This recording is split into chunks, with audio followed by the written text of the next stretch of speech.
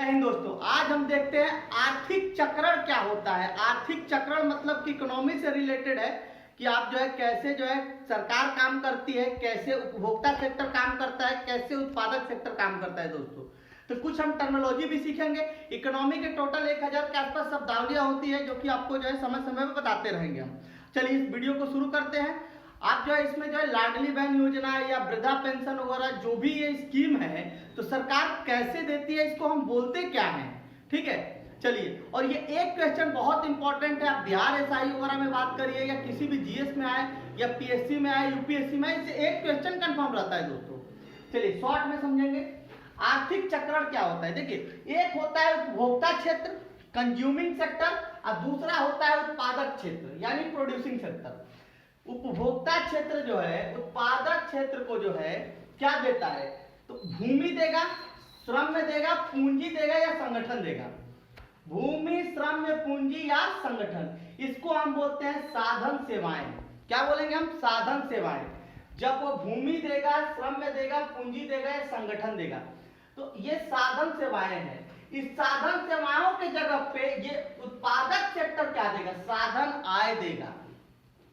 जैसे किराया देगा, मजदूरी देगा, ब्याज देगा या लाभ देगा, इसको बोलेंगे साधन आय। साधन सेवाएं के बदल पे क्या मिलेगा? साधन आय, ठीक है।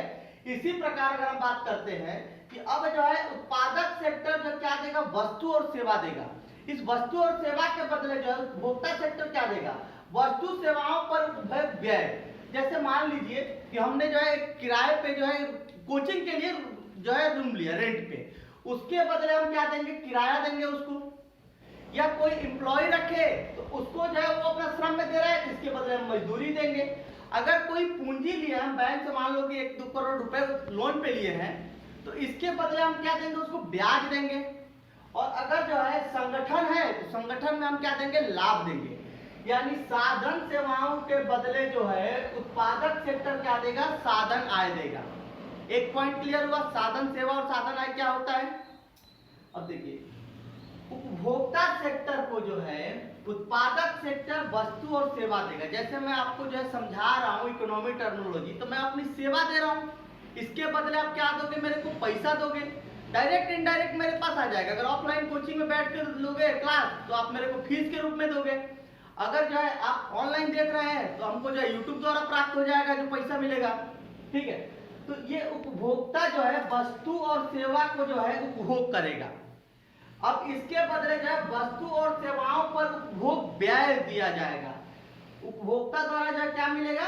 वस्तु और सेवाओं पर व्यय। अब बोलोगे कि हम तो भाई देख रहे हैं, हम तो आपको दे नहीं रहे, आप मेरे कैसे दे रहे हो? समझिए जरा। आप जो है यूट्यूब देख रहे हो, उसके द्वारा आप नेट यूज कर रहे हो, वो नेट यूज के द्वारा जो है यूट्यूब को जा रहा है, यूट्यूब की प्रचार हो रहा है, यूट्यूब आपसे लिया और यूट्यूब हमको दे दिया। यही आगे हम समझेंगे जो सरकार काम क्या करती है। यही देखिए दोस्तों, अगर उपभोक्ता सेक्टर है या उत्पादक सेक्टर, दोनों सरकार को टैक्स देती है। दोनों क्या करेगी? सरकार को टैक्स देगी। अब जैसे कंज्यूमिंग सेक्टर जो है टैक्स दी सरकार को, अब ये जो है सरकार इसके बदले हस्तांतरण भुगतान देती है, ट्रांसफर पेमेंट। अब ट्रांसफर पेमेंट होता क्या है दोस्तों? जैसे मान लीजिए कि अभी मध्य प्रदेश में लाडली बहन योजना के तहत 1000 रुपए मिल रहा था बहनों को, फिर अभी 1250 मिल रहा है, तो सरकार अपने जैसे थोड़े नहीं दे रही है। जो उपभोक्ता कंज्यूमिंग सेक्टर है ये सरकार को टैक्स दी, इसी टैक्स को इसने वापस किया हस्तांतरण भुगतान या ट्रांसफर पेमेंट में। मतलब कि वृद्धा पेंशन हो गया, छात्रवृत्ति हो गया, या जो लाडली बहन योजना हो गया, विकलांग पेंशन हो गया। तो ये जो लाडली बहन का योजना, कहीं सरकार अपने जेब से 1 रुपया नहीं देती। सरकार जो टैक्स लेती है उसके बदले उपभोक्ता को जो है देती है। अब बड़े लोगों से लेके छोटे और गरीबों में देती है, ठीक है। ये तो हमने किसकी बात की? उपभोक्ता सेक्टर की। अब हम बात करते हैं जो है उत्पादक सेक्टर की। उत्पादक सेक्टर जो है वो भी टैक्स देता है सरकार को, और इसके बदले सरकार देती है सब्सिडी। अब सब्सिडी क्या होता है इसको जरा समझते हैं। देखिए, सब्सिडी वो चीज होता है, जैसे मान लीजिए कि अगर एलपीजी गैस सिलेंडर की बात करते हैं तो मान लीजिए कि कंपनी को पड़ रहा है 1500 रुपए का, जस्ट एग्जाम्पल समझिए। सरकार बोलेगी कंपनी से कि नहीं आप 1500 नहीं, आप कितना दो? 1000 रुपए। आप 1000 रुपए जनता से लो और इसके बदले 500 रुपया मैं आपको दूंगा। तो ये 500 रुपया जो सरकार ने अपने जेब से पेमेंट किया कंपनी को, ये किसके बदले किया, किसके ब्याज पे किया? उपभोक्ता के बदले किया। एक्चुअल देना था उपभोक्ता को, लेकिन उपभोक्ता जो है दे नहीं पाएगा, देने में असमर्थ है, इसलिए सरकार ने जो है उपभोक्ता के ब्याज पे सब्सिडी किसको दिया? उत्पादक सेक्टर को दिया दोस्तों। तो ये एकदम पॉइंट याद रखिएगा, ठीक है, कि अगर जो है उपभोक्ता से सरकार टैक्स ले रही है तो उपभोक्ता को क्या देगी? नए नए स्कीम देगी। लाडली बहन योजना हो गया, वृद्धा पेंशन हो गया, छात्रवृत्ति हो गया। तो ज्यादा खुश होने की बात नहीं है, ये मिल रहा है तो अपना ही पैसा मिल रहा है, सरकार कोई अपने जेब से नहीं दे रही है। अब यहाँ पे बात करते हैं सब्सिडी। सब्सिडी भी देती है तो सरकार अपने जेब से नहीं देती, सरकार जो है जो टैक्स लिया ना इसी के बदले सब्सिडी दी है, ठीक है। अब ये सरकार की बात है, जो सब्सिडी दे रही है तो किसके बिहाफ पे देती है, क्वेश्चन पूछता है। तो सब्सिडी जो है उपभोक्ता सेक्टर के बिहाफ पे देती है।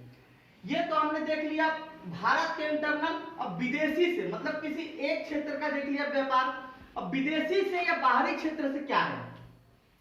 तो जब उपभोक्ता बाहर मानव बल का निर्यात करेगा तो मानव बल के निर्यात में विदेशी प्रेशर मिलेगा, ठीक है। क्या मिलेगा? विदेशी प्रेशर। वहां से जो है पैसा रुपया आएगा। जब आप जाके अमेरिका में, फ्रांस में, ब्रिटेन में काम करोगे तो वहां पैसा मिलेगा, वो पैसा फिर से निर्यात कर कहां जाएगा? उपभोक्ता के पास आ जाएगा। ये तो उपभोक्ता सेक्टर में बात कर लिए। अब उत्पादक सेक्टर की बात करते हैं, प्रोड्यूसिंग सेक्टर। तो प्रोड्यूसिंग सेक्टर जो है बाहरी क्षेत्र, विदेशी क्षेत्र से पहले क्या करेगा? आयात। दो टर्मिनोलॉजी समझना जरूरी है, आयात और निर्यात। आयात मतलब आया तो आयात और गया तो निर्यात। आया तो आयात और गया तो निर्यात। तो जब कभी आयात होगा तो उसके बदले जो है विदेशों से सामान आएगा तो जो कंपनी होगी या जो प्रोड्यूसिंग सेक्टर रहेगा उसके बदले भुगतान करेगा। आयात पे क्या होता है दोस्तों? आयात पे होता है भुगतान। और जब ये मटेरियल बना लेगा, रॉ मटेरियल लाया, उसको जो है यूज कर लिया, बना लिया, इसके बाद ये भेजेगा विदेश, तो इसको बोलेंगे निर्यात। जब भेजे तो निर्यात और आया तो आयात। अब ये आयात और निर्यात, आयात पे भुगतान और निर्यात पे प्राप्तांक। जो उत्पादक सेक्टर बाहर मटेरियल भेजेगा, जो मटेरियल सामान बना के भेजेगा, उसको बोलेंगे निर्यात और उसके बदले जो मिलेगा उसे बोलेंगे प्राप्तांक।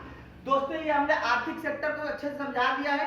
आगे और आपको इकोनॉमी या सारे सब्जेक्ट पे विषय मिलते रहेंगे। आप अगर चैनल पे नए हैं तो चैनल से जुड़ जाइए, आपको फिजिकल के भी प्रॉपर टिप्स मिलेंगे दोस्तों। जय हिंद, जय भारत।